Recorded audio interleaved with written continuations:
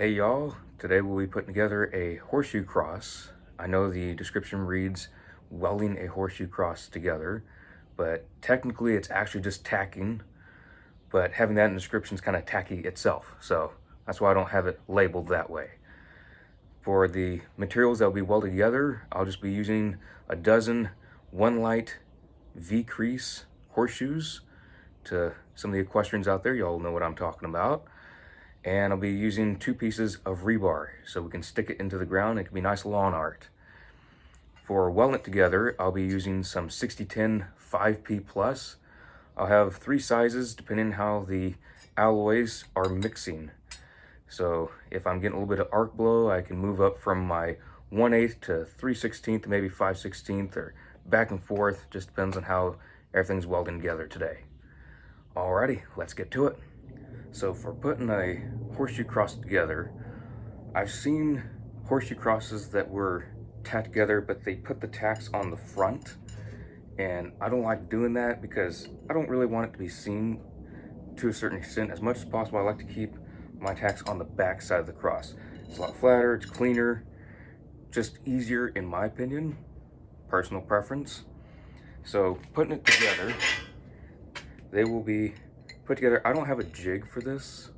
It'd be a lot of time to put something together where I can kind of eyeball where it looks straight. So, I mean, obviously that don't look straight. Close enough is fine by me. I'm not going for the most perfect lawn art here. It's lawn art. It's lawn art for a reason. So if it's a little bit off, I'm perfectly fine with that. It's gonna look good regardless. And I will have fairly small tacks, at least at first, because the rebar that we're going to put on here, if it's too much of a bump, it will angle up and it won't cover all the pieces I want it to touch, because it's going to have some weight to it. So I don't want the rebar just to be at the very bottom of the cross. I want it to be up at least probably 3 horseshoes, maybe a 4th, and then we can stick it in the ground and it won't be wobbling on us. So when you're welding, one thing you'll want to consider is the surface on which you're welding on, because that is where you normally connect your ground. This surface that I'm using is very rusted and pitted. It's just what I have, so that's what I'm working with. Reason I mention this, because your ground, when it's on a very rusty surface such as this, it won't connect very well, or it won't connect at all. On this table, it basically does not connect at all. So if I have it attached to my welding table, I would not be able to weld right here, even though it's that close. It just won't make a connection.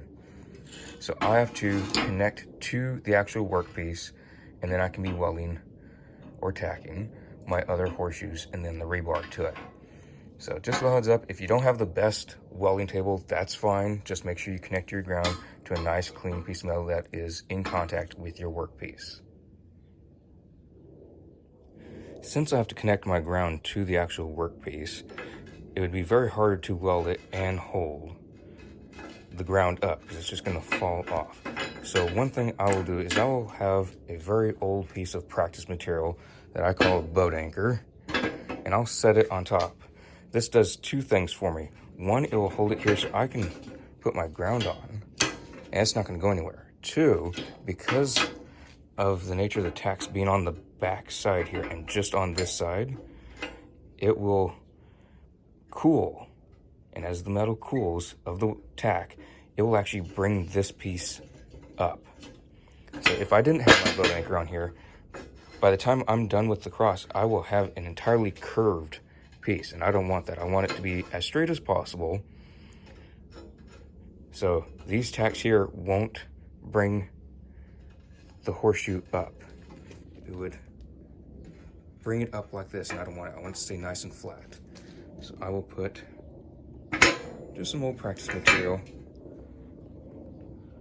on here. So as I tack it, it will not bend up. And again, kind of eyeballing it, it looks nice and close. I'm not going to measure it out. I'm not going to be that precise on just a fun little project here. But I can see that it's pretty darn close onto where I want it to be. So that's what I'm going to do for each horseshoe, is just eyeball it.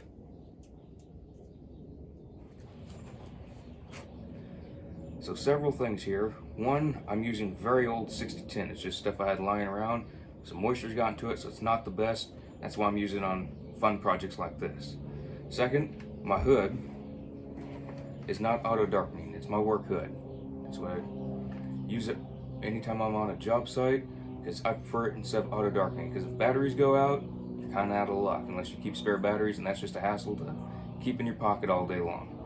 So sometimes it's a little hit and miss if you're flipping up and down all the time, or you got your little flipper chipper going up and down. So it does take a little bit longer. I prefer it. I feel better when I use this style hood and this style lens. Yes, it would be a lot faster if I used an auto darkening hood. I do have auto darkening hoods. I just prefer using this. That's why I use it for work, and I do use it for my fun projects as well. All right, let's get tacking.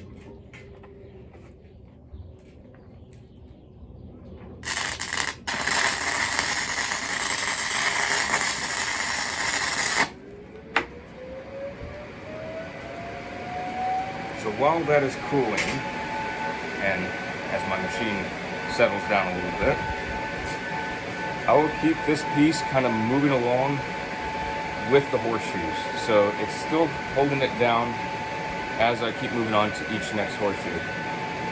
Also, from the past horseshoe crosses I've put together, I kind of like to do it in sections. I will put 2 or 3 together, and then I'll put another 2 or 3 together.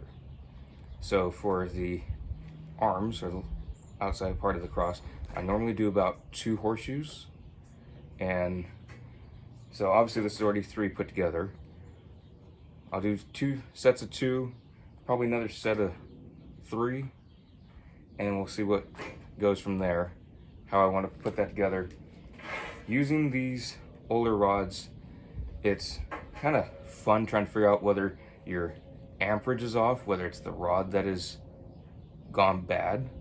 Because if the rod's gone bad, sometimes there will be some white on it. I do have some other rods of different sizes that have varying degrees of moisture on there. That's why I'm using them. Just use them up. I don't like wasting them. But also arc blow or the different alloys, because I don't know what alloys are in the metal here for the horseshoes. And especially with the rebar, I don't know what tensile strength this rebar is. I just picked it up from the hardware store. I didn't even really look at it. Probably not the best idea, but I was just getting some nice, inexpensive rebar for this project. So if the alloys aren't mixing the best, I'm not concerned about it. It will hold up because I've made them before. I've yeeted them across the yard onto concrete, bricks, up against trees, and they held together so far. As of yet, they're doing good. I've done everything shy of throwing it in front of a big rig or running over it with a lawnmower. Not going to do either of those on camera. So they hold up pretty good. They're not structurally sound tacks. This isn't something that I would put on a building because it's bad rods. Don't know what the parent material is that I'm putting together. I would not do this on a job site. This is just a fun project. That's all it is. That's why things don't look structurally sound. There'll be some pits in there. If I hold the arc too long, it will melt the horseshoes. Done it before because I like everything to look structurally sound, and I learned that it's a lot easier to not worry about that for putting a horseshoe cross together. Would I like it to look structurally sound? Yes. But just considering the metals that I'm using, most likely it will not be. That's not what they're designed for. So keeping that in mind, the tacks, they might have a little crack on the end, or I don't swirl at the end like I normally would on a job site for a structurally sound weld. So they will have a little pit in there, which has a microscopic crack in it. If I was putting tons of stress, that little pit will break. That's how it works. That's what the metal does. Again, this is not a building. This is lawn art. So that's why the tacks will look like that. So yes, the tacks don't look pretty. I don't care for the looks of the tacks, but that's what I've been able to do on all the horseshoe crosses as of yet. And it's not the best look. It's on the back side. That is why I don't like doing it on the front side. On the front, you can see a little bit of the tacks. A little bit of slag in there. We'll get that out later. But the front side actually looks fairly clean. Also, another reason for doing it on the back, the front side, you can see it kind of bevels. It angles down. So if I was trying to get my rod in there to tack it, it would be melting it down even more. I've kind of tested it a little bit because I was just messing around one day, having fun with it, and it would take away the bevel, and then I had nothing of the parent material to tack to the other horseshoe. So doing it on the back side, one, makes it look prettier, in my opinion, so you don't see the tacks on there, and two, it actually helps you keep the pieces together and doesn't melt away part of this horseshoe coming down.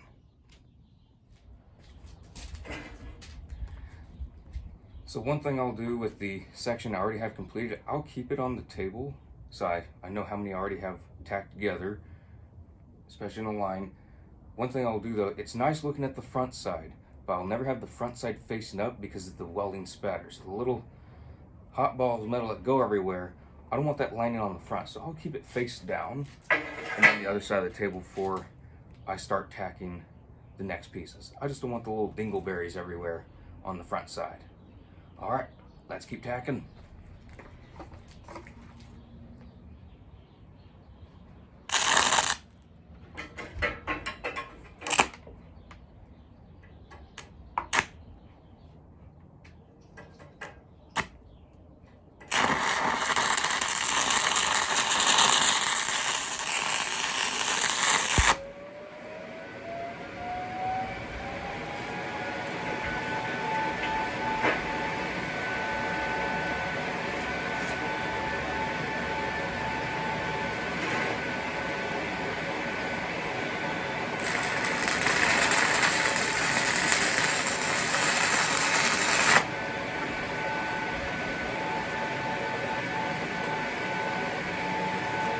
Rod got stuck a little bit. I don't know if it's just the moisture in the rod. It normally seems to get more sticky.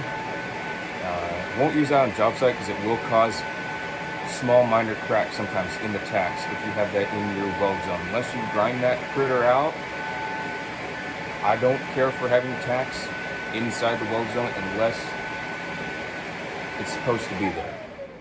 If it's tack that I specifically put there, I know that it's going to be structurally sound, I'll have that in there. But for this, if it sticks, I'm not going to grind it out. It's lawn art. So I have noticed a small amount of lifting with the horseshoes. It's nothing major, so it's nothing I'll whine about on camera. It's minor. It's not going to bother me. If I didn't have this workpiece on here, I did for fun to see what a horseshoe cross would look like. And it's interesting. It's very curved. It just looks kind of hokey. So this does prevent most of it. May not take all of it out because it's just a boat anchor. It's nothing special. I could put a lot more effort into it. It's just fun. So a little bit of bending, perfectly fine with that.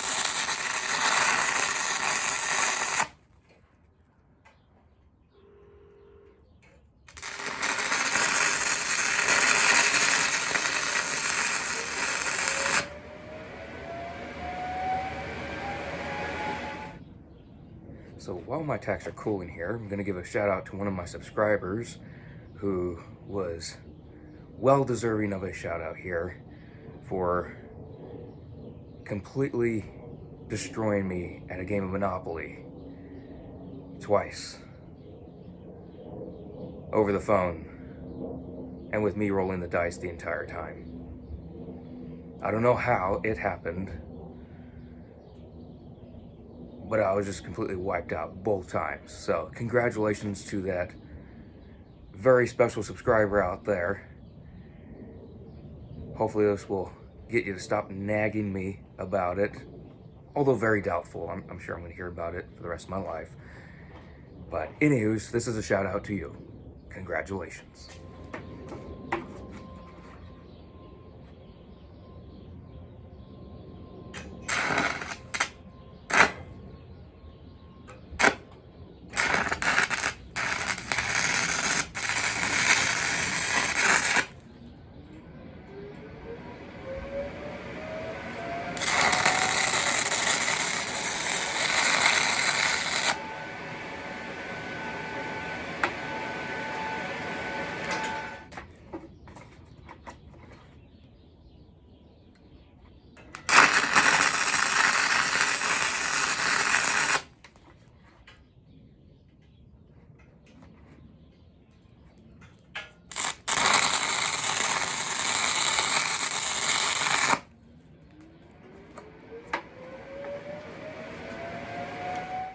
Now that I have all of my horseshoes tacked together in either sets of 2s or 3s, I'm going to start putting them together. And the way I like to start putting them together is I'll start with a group of 3 going one way, and I'll have one of the arms, which is a group of 2, branching off. Then I'll probably do the other side, which is the other arms, and then I'll do the bottom part of the cross. Just the way I've liked to do it in the past. So far it's worked pretty well, so I'll continue doing it. Alrighty, here we go.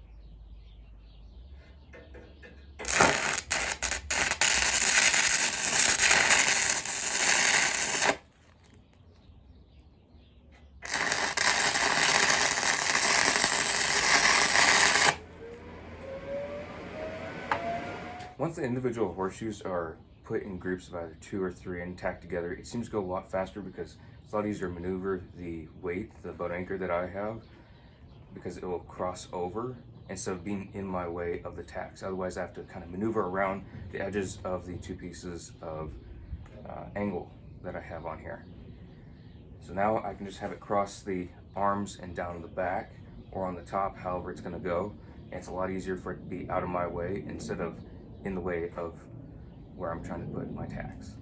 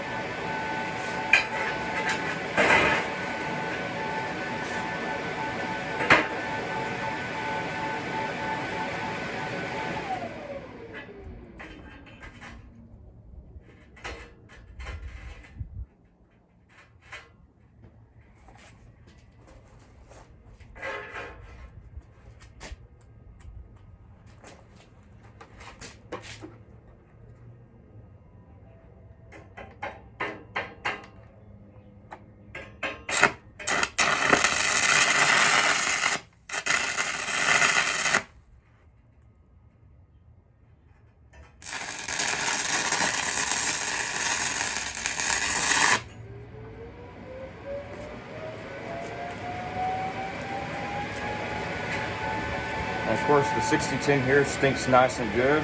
For all the welders out there, y'all know what I'm talking about. For me, I love the smell of 6010. It smells good to me. I know some of y'all hate it. Personal preference. So our piece has cooled down here for about 30 seconds. And pretty happy with it. I can hit it, should not fall apart. Hold it from the bottom. Tack should not be breaking. Hold it from any point. Nothing should be breaking. Shouldn't be hearing any cracking. The only thing that could sound like cracking, but it won't be the metal, would be any flux you have on top, any of the slag that you have on there. That 6010, it makes quite a bit of noise. If it is still stuck in there, it'll sound like the metal is breaking, but there is a difference. If you're not used to it, it will sound like the metal is cracking though. But there's still slag on here, but everything seems nice and good. Yep, nice and straight. I don't see too much of a bend. It's slight, but ever so slight. So I'm pretty happy with this so far. Now we'll be working on our rebar. So looking at the rebar here, I'm probably going to put it up to my 5th horseshoe. It's still going to have a decent amount going down. It's just going to give it nice and good stability. It seems to line up. I'll avoid all the tacks. There is a slight bend in the horseshoe, as was figured earlier, so it's going to be raised up a little bit, but we can raise up a tack enough to do that. One thing though to consider while tacking or welding rebar, by some it's considered an unweldable metal, and my experience with it is it melts extremely fast, so you have to be very careful with it. I've done non-structural welds on it, but we'll figure out whether it is or isn't for this project. If it just melts away, then we'll try and figure something else out. If not, then it should work just dandy, and we'll be able to use it for our stakes.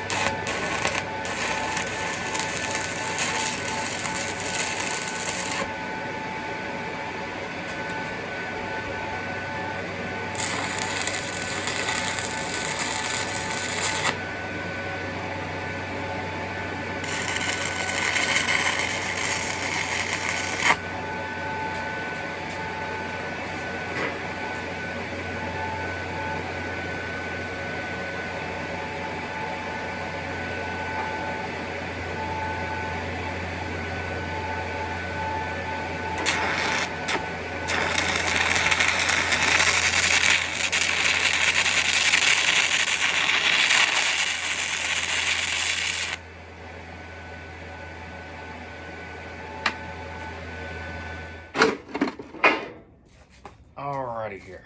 So we have our cross made, and we have our rebar tacked on to the back. So this is ready to be stuck into the ground. Obviously it's going to be only to about here and up. We're not going to show too much of the rebar coming out of the ground. Two things can be done with this. One, it can go into the ground as is, and it will eventually rust, which looks really cool.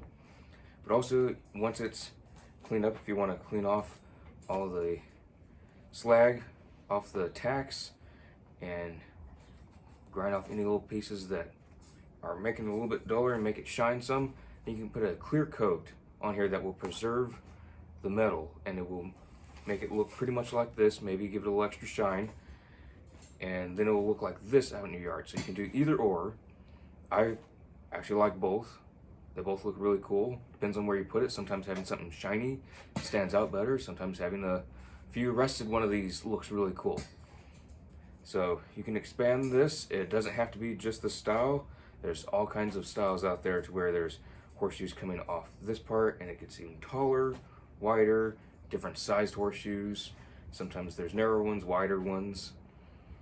And you can add stuff in here. I've seen some where there's decorative pieces in here. For starting though, this is fun just to make all by itself. If you enjoy seeing these types of videos and you haven't subscribed already, please go ahead and do so. If you enjoyed watching the video, please go ahead and give it a like so I know y'all liked it. If you want to see more content similar to this, or if you want it more complex projects, go ahead and let me know in the comment section. I'd really like to know what your thoughts are on this. If you have any questions about projects on how to make these, anything that might not have covered, go ahead and ask away. I'll try and answer those as soon as possible. And if you have any tips or tricks for making these projects better or making them more complex and different styles and how to do so, I'd enjoy hearing those as well. So until next time, hope you all enjoyed the video, and I'll see you all in the next one.